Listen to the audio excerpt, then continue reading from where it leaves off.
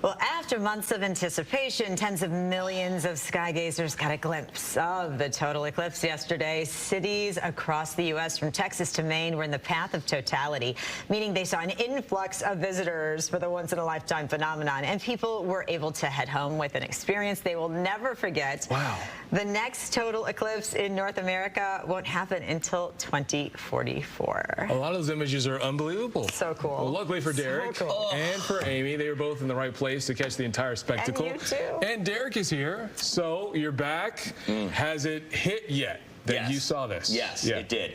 The moment of totality. So there's Alan and I down there. We were down in Toledo all day long. We wanted to get into the path of totality, and thankfully we did.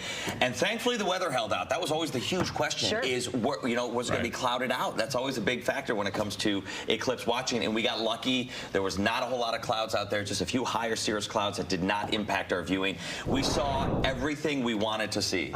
We saw it cover it. We saw the solar corona, which is the sun's atmosphere. We saw little red flares. It's funny because you know what you're gonna see, but then when you see it, you're like, what is that? Sure. And at one point I said to Alan, I said, what's that little red thing on the bottom? He said, that's a solar flare. Yeah. And I was like, oh yeah, right. I knew that. Right. I knew I was gonna see it, but I was so just awestruck. Yes. When I saw it, it met every expectation and exceeded it. And it was your first one, right? First total solar eclipse. I've seen partial eclipses. Even growing up, I remember as a kid seeing some partial eclipses. But everybody that is a true eclipse chaser has said, there's totality, and then there's everything else. Yeah. And they're not the same. And yesterday, I was lucky enough to get to experience what they meant by that. And they're right. It is a wholly different experience. And it blew my mind. Yeah, it was really incredible, I thought, too. You were in Luna Pier. I know, so I was here. Okay. I had to work on something else. I didn't get a chance to go down to Luna Pier, but we went outside here, and I had the glasses. The pictures from here. They were super I got to go outside. Apparently, everyone was on like one side of the parking lot that I didn't know about. Oh, that's hilarious. And so I'm walking out. I'm like, all right, there's like 2-3 people out here. I'm like, more space for me, right? And then they said, oh yeah, there's other people. Sandra said there's other people on the other side. I got to ask you though, Amy. You saw it. What was the one thing that floored you the most? So I was in Mexico City for a summer in 1991. So I saw a solar eclipse, a total solar eclipse, and it was a really big deal when that was happening. And it was just so happened that I was going to be spending the summer there, and so that was an incredible experience. This time I was in Indianapolis with my family, so my parents, my brother, my sister-in-law, my nephews, and my husband, and we just sat in the driveway, and it was incredible. It was cool. It was what I thought was really great about it was like my dad was so. There you go. There's your flare. Yeah. But like my dad was so excited about it, you know, Mr. Biologist, Mr. Science teacher and everything. So it was fun to watch him be like, this is so cool. This is so great.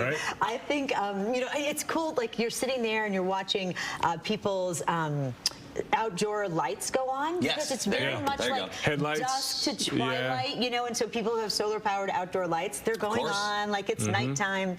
When I was in Mexico, the thing that amazed me was how all the dogs and roosters reacted to it. Everybody was barking and crowing. This was much more subdued as far as like the animals. But Alan saw a bat. Alan saw a bat fly. I saw something go flying by and I was like, was that a bat? I'm not positive, but I wondered. I was amazed at how cold it got. Yes. So it was 75 degrees in Toledo. It dropped like 10 degrees almost. I was legit cold for that period leading up to it, because those temperatures dropped about 7 degrees in Toledo.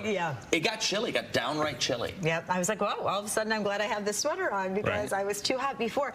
But I think what we were marveling at is, even when there was just that little sort of crescent left of the sun, how much light and heat it was still giving off, which was incredible. That gives you like an amazing perspective on just how powerful it is, and so beautiful. At one point, Alan said, oh man, the clouds are rolling in. And I said, what are you talking about, the clouds rolling in? He goes, look how dark it's getting. I said, Alan, the sun is being blocked out. It's the eclipse. But it's like, I don't blame him for being confused by that, because it's such a weird thing at 3 o'clock in the afternoon for it to get dark so quickly. The only other time that happens is when clouds roll in or a thunderstorm comes through. It's so cool. It was a very neat experience. And my regret is I didn't try harder to push more people to go. But then I guess being stuck in 4.5 hours of traffic coming home, I'm not that upset about it. Yeah.